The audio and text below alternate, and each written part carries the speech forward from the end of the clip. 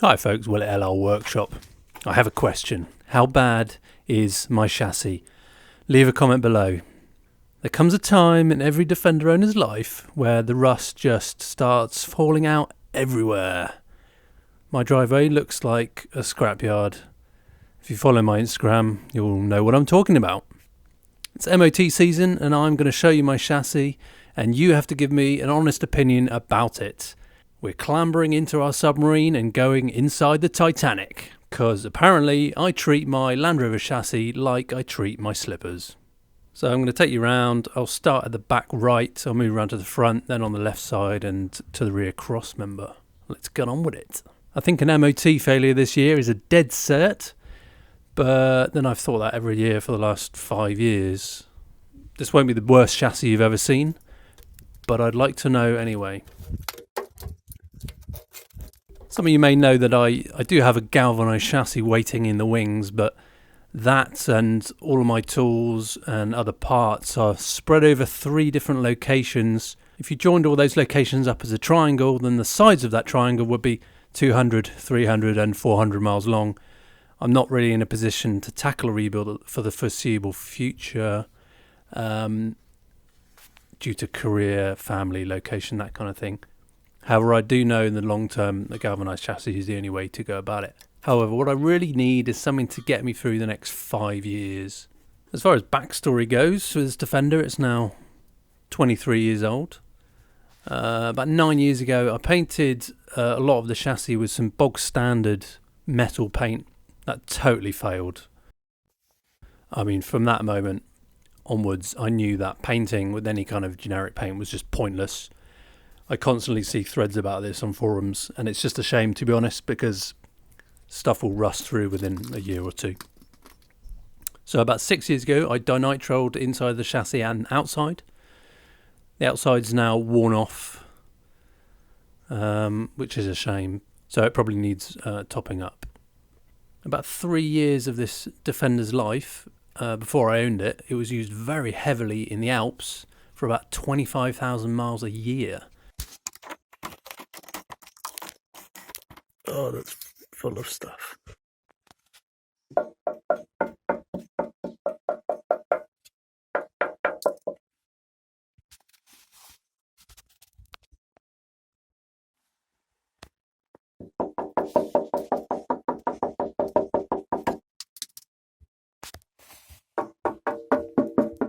I've driven it a lot less than the previous owner did, but I found that it's deteriorated quite quickly.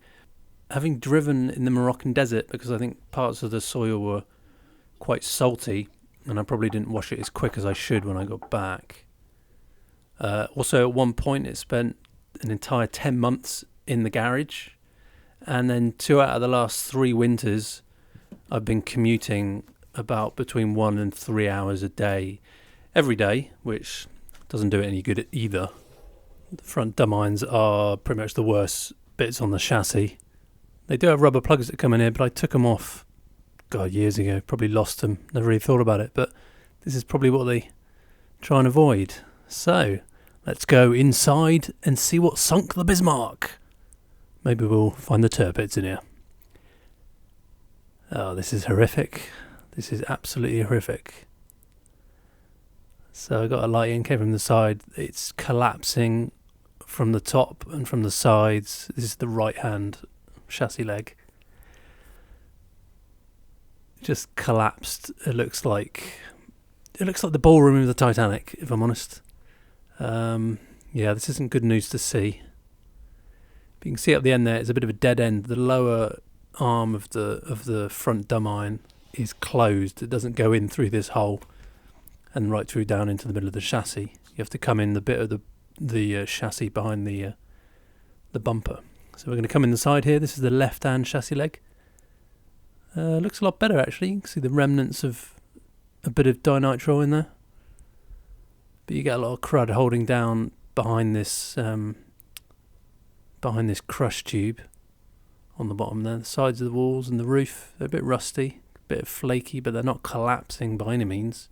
Still, I decided a few years ago that I wouldn't jack the vehicle on these points anymore due to how they were starting to look. There's a bit of a crease at the top there.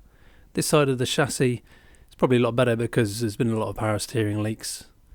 We're going to go into one of those crush tubes now. This is what they look like. They're not actually a tube, they're just a bit of a sort of crimped, arched bridge. And there's a space under there. Crud seems to accumulate. Rear from the brake pipe back to the outrigger. Outrigger's pretty good actually. It was one of the benefits, the plus points on this Defender when I looked around it originally. The outriggers are very good. I've got Gwyn Lewis mud flaps, so it tends to keep the crud off quite respectably. Inside we can see, oh there, proof, dinitrile. You can see that I did actually do this all those years ago. It's still holding up quite well. I stuck the camera up in here as well. This is the end of the cross member, looking down towards the end. Looks a bit crusty, but there's no holes. This is the face of the cross member where they notoriously go through. Looks pretty good actually. I believe this is all kind of surface rust. There's no holes. It's probably still it corrodes under there quite a lot. But all around the radius arms here, there's not really any holes. It's pretty solid. This section I did paint, and this paint has held up the best of the whole chassis, to be honest. And the outriggers, I've never had any problem with outriggers. So we're going to go in this side of the hole, on this left-hand side of the chassis, under the sort of passenger seat. On the side there, it's kind of dusty, muddy. I have waded and got muddy in this Defender in the past, but it's quite surprising the amount of crud in there. Maybe it's just dust that's stuck to the dinitrile, to be honest. It's difficult to tell. There's the bottom of the chassis section. You can see the folded part of where the C-section is welded together. There's a bit of mud down there, but the problem is it all gets trapped by these crush tubes that sort of sit there and blockade all the stuff you're trying to drain out of it. This crush tube is it's a spacer really. It's not got a hole in it from the outside. This is just forward of where the second outrigger is, and there's one at the top there as well. So I presume it's for rigidity or for spacing the chassis rails. Yeah, you can see there's a bit of crud down there, and then there's the drain hole that it all can't get to when you're trying to drain it out. Rear lower link, radius arms, they're okay. I think this chassis rust looks worse than it is. It's all solid though. Up here to the mid cross member, these brackets, the cross member's going through here as well. And up in this mid cross member on the chassis, it's doing okay. I've seen worse, but we're going to go in and have a take a look.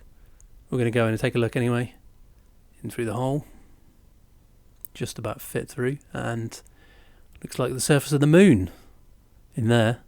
It's a bit dirty, but this entire section is just hollow completely. Bit of crud. Don't know what that is hanging down. Down on the floor there. You can see it's not bad shape actually. Not too bad at all.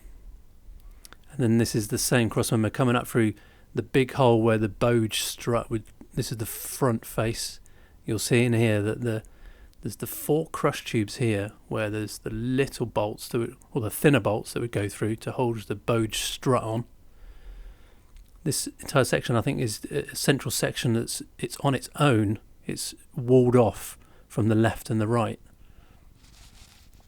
This cross member just in front of the fuel tank here, I've had the fuel cradle put on to this. This is looking a bit crusty, and the rear, the bump stops don't look too bad. But we're going to go inside this cross member here in front of the fuel tank.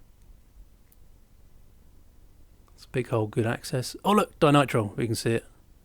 And is that flaking rust or is that crease? It's quite a bad sign when rust starts to crease and get flaps of rust. Oh, that's on the bottom. I don't know if that's the bottom coming up, creasing, or whether that's... Oh look, dinitrile. Or I don't know whether that's stuff that's fallen and gone to the bottom. So I'm going to take a look in the other hole here, over on the right hand side. Into this cross member. That looks fairly crusty. Up the top. Yeah. Bit crusty here and there. I think this cross member's we're looking at the face that's the front of the fuel tank. I think this could be in better shape.